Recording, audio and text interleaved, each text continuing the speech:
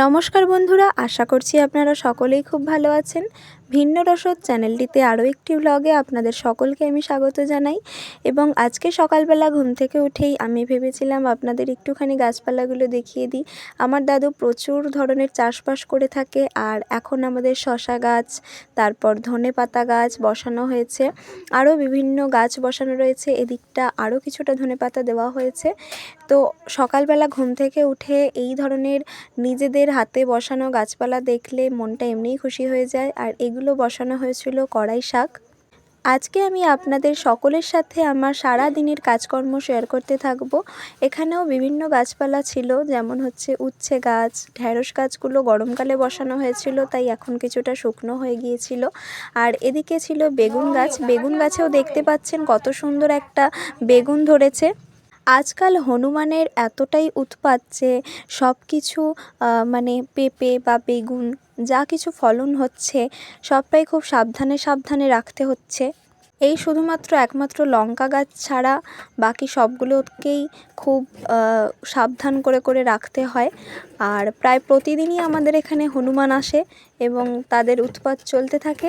আর এদিকে রয়েছিল লাল শাক বসানো হয়েছিল কিছুটা, এখানে আরও একটা বেগুন গাছ বসানো হয়েছে, আর ওদিকটা একটুখানি পেঁয়াজ গাছ বসানো হয়েছিল।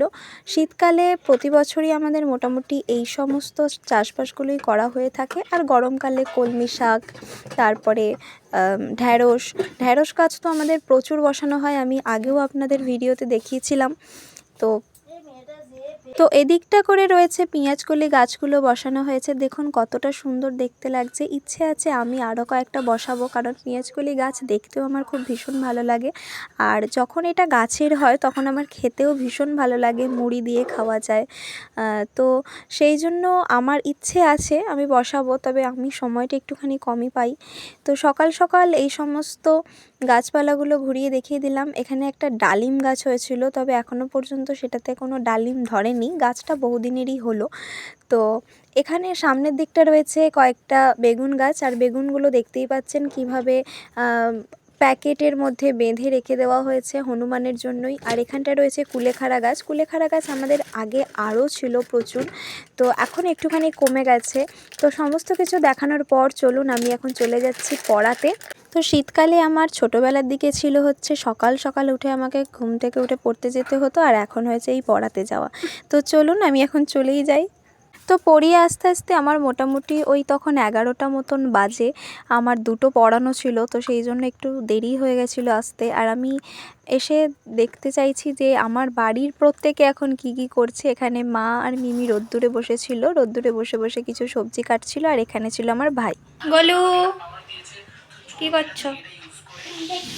আজকে স্কুল আছে তোমার? পরীক্ষা? ঠিক আছে। তো উপরে গিয়ে দেখে নিই এখন উপরে দাদু আর মামা কি করছে। ওরা তো এখানে কাজ করছিল, আর মামা এখানে ওই বাক্সটা, এটাকে জালি করা বলে, যাই হোক। আর আমি চলো এখন তাহলে একটুখানি টিফিন খেয়ে নিই। তো আজকে আমি কিছুক্ষণ পরই মাসির বাড়ি চলে যাব, আর সেই জন্য মা বলল যে সকালে যে ভাতটা হয়েছিল, যেটা বাপি কাজে যাওয়ার জন্য করা হয়েছিল সকাল সকাল, তো সেটাই টিফিনে খেয়ে নিতে, আর আমিও সেটাই খেয়ে নিলাম। তো টিফিন খাওয়ার পর আমি এখন একটা ফেস প্যাক বানিয়ে নিচ্ছি, আর এই ছোট্ট বাটিটাতে আমি ফেস প্যাক বানাই। আমার বাটিটা খুব সুন্দর লাগে আর আমার সুবিধাও হয়। তার মধ্যে আমি কিছুটা দিয়ে দিয়েছিলাম হচ্ছে চালের গুঁড়ো আর হলুদ, আর দিয়েছিলাম হচ্ছে আলুর রস। এটা সাধারণত লেবুর রস দিয়েই বানানো হয়, তবে আলুর রস দিলেও কিন্তু ভালো হয়, মানে মুখের জন্য খুবই ভালো। আর তার মধ্যে দিয়ে দিতে হবে সামান্য কিছুটা জল, ব্যাস তাহলেই হয়ে যাবে।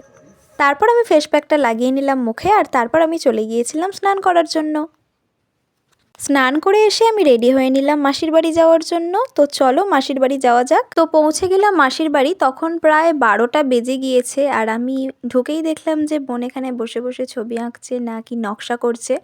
দেখো ওর হাতের কাজটা কতটা সুন্দর, ফোন দেখেই আঁকছে যদিও।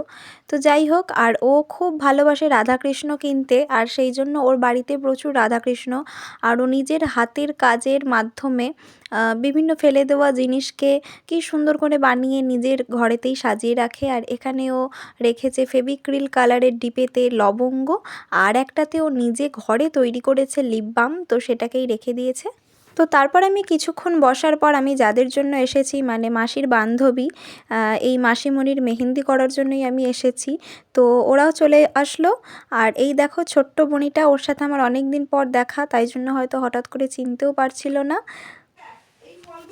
দিদি কোথায়? দিদি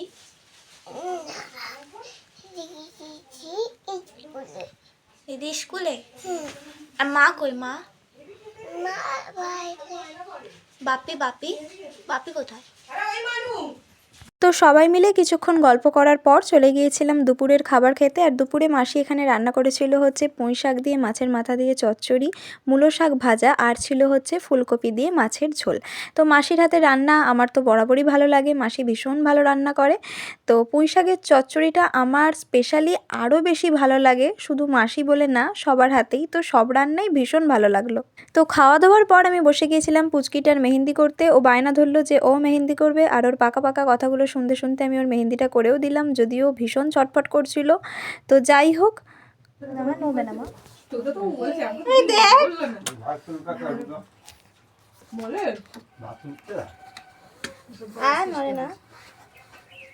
তো পুচকিটার মেহেন্দি করা কমপ্লিট করে আমি বসে গিয়েছিলাম মাসিমণির হাতে মেহেন্দি করতে। আর মেহেন্দি করতে করতে অনেকটাই লেট হয়ে গেছিলো। আর এখন আমরা খেয়ে নিলাম একটুখানি ড্রাগন ফল, যেটা মাসিমণি আমাদের সকলের জন্য নিয়ে এসেছিলো। আর এই প্রথমবার আমি ড্রাগন ফল ট্রাই করলাম, ভালোই ছিল খেতে। তো মেহেন্দি করতে করতে অনেকটাই বিকেল হয়ে গেল। আর আজকের ভিডিওটাও এই পর্যন্তই থাকলো। আবার আসবো নতুন কোনো ভিডিও নিয়ে। টাটা।